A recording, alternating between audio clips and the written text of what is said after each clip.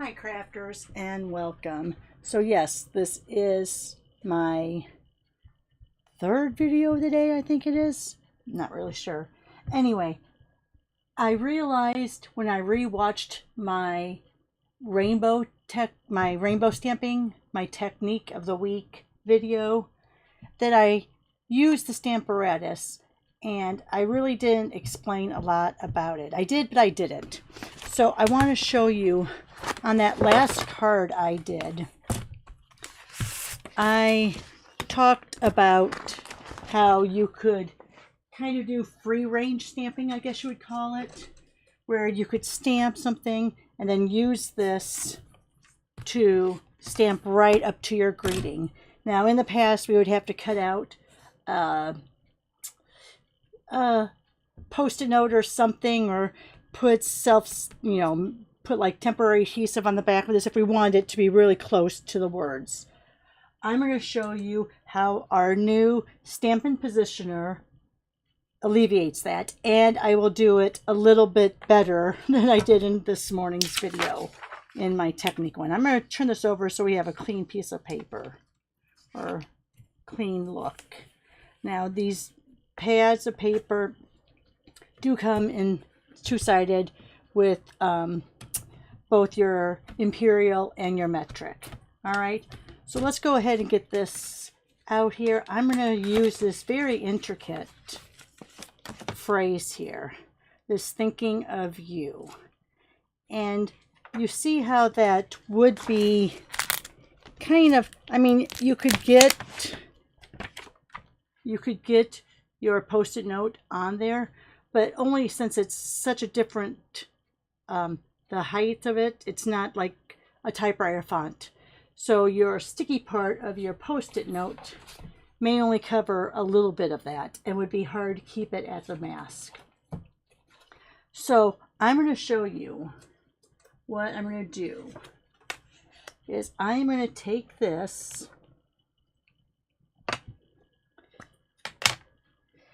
and I'm going to go ahead and stamp that beautiful font.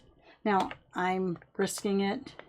I probably should be using the Stampin Positioner, but I'm going to risk it. And I'm just going to put down my word there, and there's my greeting. And now I want to do like framing all around it.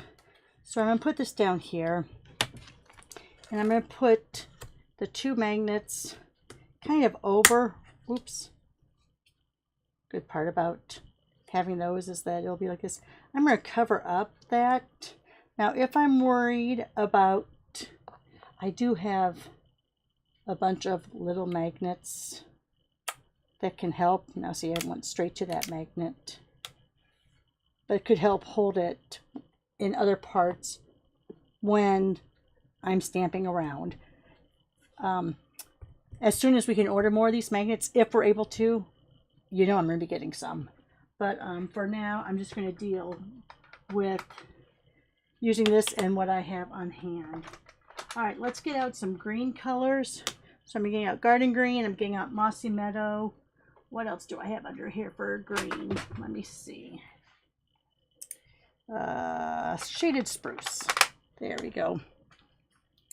Because I'm going to be doing these leaves, and I want them to get really close to where my words are without going over. So let me go ahead, and I could even do both sets of leaves if I wanted to. Let's try that. Let's go ahead and we'll start here like that. Let's get our our Stampin Positioner, and push down on that. See, these extra magnets I have, and it's still going to go a little bit off. Let me get it up. So these little magnets, I guess, don't work as great as I thought they would. And again, this is, I don't think I've used this phrase before. So let me go ahead, and I'm going to put this between 4 and 18. And I'm going to start over here. Let's try lining this up again now. So I'm getting that right in there by the word. I'm going to put this one also kind of on the outside here. I'm going to pick that up. If it moves a little bit, I am going to go ahead and move it back between that 4 and 18. When we're doing the free range like I'm going to do though, it doesn't matter as much, I'll say, only because we're going to be looking at, after the first one, we're going to be looking at how we arrange our paper. All right, so we're going to do this first one. Go just like that. Bring it up. All right, now turning this upside down. If you guys watched my rainbow, my technique of the week, my rainbow coloring, you'll know that on the one time I did not turn it upside down. And that's where our problem came in. All right, so now I want to get, I'm going to put some flowers probably on the edge there. So now I know this is going to be like this. Get out my magnets. And I'm going to, because nothing's touching that paper, right? So, oops, would help if I put it. So I'm going to figure out where I kind of want that to fall on my letters without going over my letters. So that looks pretty good there.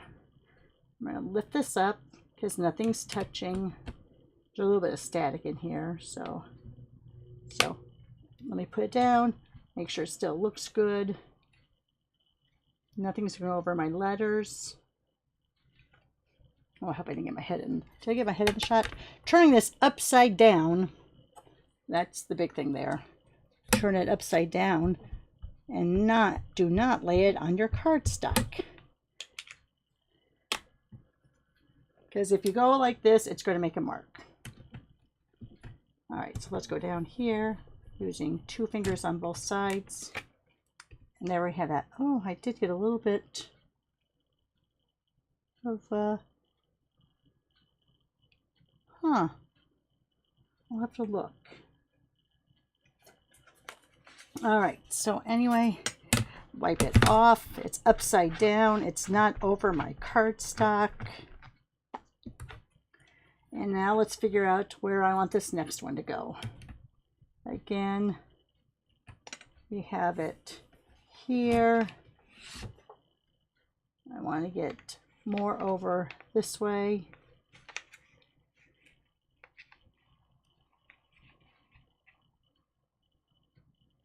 You know what? I think I'm going to move this down just a little bit. So it may not be exact for this one.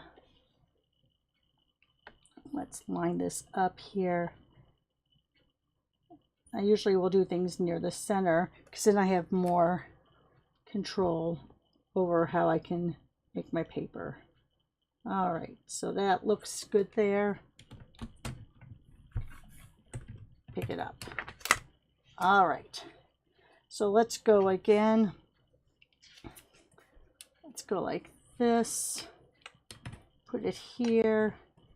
And I want my leaves to come right into the words like that, just a little bit down, because I don't want it completely, and I don't want to go over here where my little punch is. Now the flowers are going to go there, so I don't want it to go right there. And I'm going to have flowers there. So let's do it right about there. Put my magnet down, turn this upside down,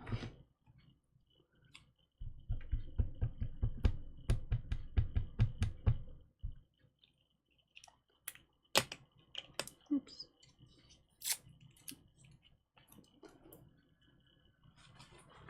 Now let's flip it back over, go on the Stamparatus. I did move my paper a little bit, but it looks like it's good. There we go there. All right, let's go here. Right about there's okay. I'm even going to do a second generation this time, just so we have different. See, and there is something I think, oh, there is. In between those leaves, it's solid. It's not cut out like the rest. So be careful when you're inking, because I don't know if you can see, it's not cut away between those leaves. And probably because that would make it very susceptible. So just be careful, don't push down so hard. Wow, I didn't realize I didn't cut it away like that. All right, anyway, so let's keep going around. Now I think I want this like this.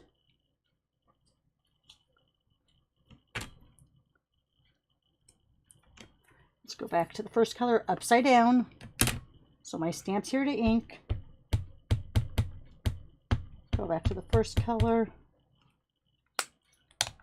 And so on. Oh, I did it hard again. I did exactly what I told you not to do.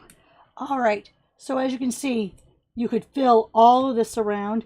You want to come down here. Let's get your paper out here.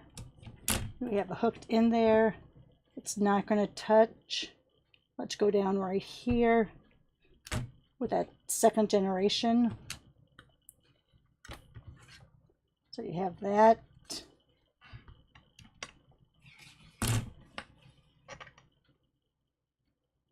Here you have it like that. So it's really nice that you can place that paper upside down. Put it upside down. If you're going over your cardstock, do not have stamp side down because you will get smudges on your card like I did this morning in my rainbow video. All right, let's make sure that still looks good. It does. Press down there. All right, so as you can see, you can go as close as you want to because you can move your paper underneath there. It's not touching your paper until you actually press down. So it's really easy to say, okay, now I want to get right into that letter there.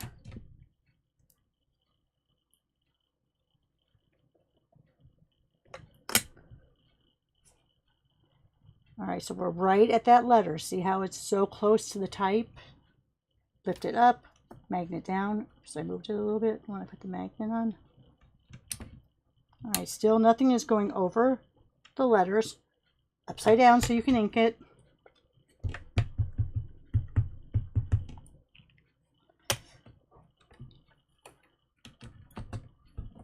There you go. You can get right up to those letters. Whereas in the past, even with our old Stamparatus, even though you had your double plates, you couldn't really see where it was going to stamp until you actually went to stamp it down. This way you can see exactly where the placement's going to be, and you could get as close to your words as you want to. So I hope this is a good tip for you guys if you like to do what I call free range stamping. Now, yes, you could put it on an acrylic block and stamp down and be able to see. But if you actually had a pattern like this, or you wanted to keep it pretty much consistent all the way around, this is a great way to do it. And then again, when you're using your acrylic block, you're not always sure that you're going to get a perfect stamp. So easy to see with the photopolymer, but you could always be just a little bit off. This way, with the Stampin Positioner, got to get used to saying that, the Stampin Positioner, you can see exactly where everything's going to go before you push down and commit to stamping in that area. All right, I hope that was helpful, guys. Thanks for watching. Give me that thumbs up and share me with your friends. They might like to see this easier style of stamping also, because I'm not very intricate about stamping. I just want to make it look good, but actually keep it on a more beginning to mid-level level of stamping. So if your friends out there like to do beautiful looking cards, but not spend 20 minutes to make a card, I'm your gal. Thanks for watching. Bye for now.